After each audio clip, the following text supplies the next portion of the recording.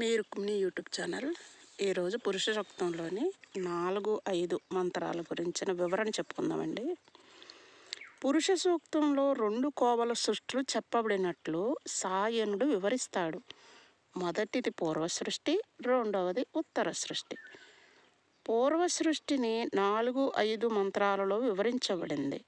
ఇక ఉత్తర సృష్టి 6వ మంత్రం నుంచి వివరించబడుతుంది.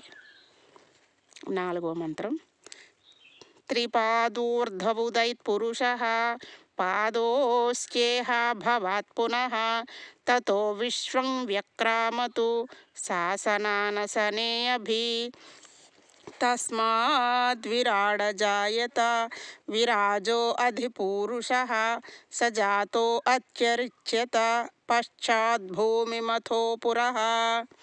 త్రిపాద్ ముప్పావు పురుషः భగవంతుడే.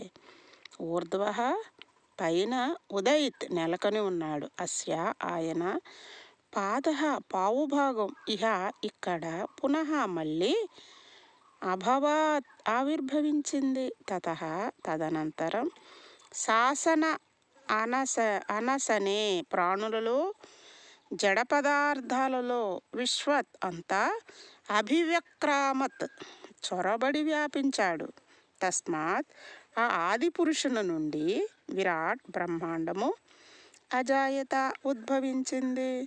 విరాజో అధి బ్రహ్మాండంతో పాటు పురుష బ్రహ్మ జాత పుట్టి అత్యరిచ్యత సర్వత్రా వ్యాపించాడు. పశ్చాత్ తదుపరి సహ ఆయన భూమిని అతః ఆ తరువాత పురః శరీరాలను.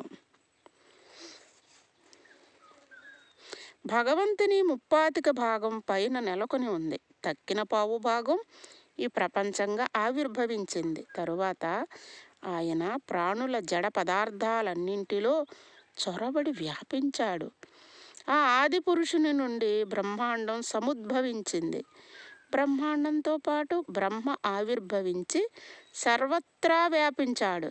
తదనంతరం ఆయన భూమిని సృజించాడు. ఆ పిదప ప్రాణులను, శరీరాలను సృష్టించాడు. అందరూ వినండి, లైక్ చేయండి, షేర్ చేయండి, సబ్స్క్రైబ్ చేయండి. హరి ఓం అండి అందరికీ.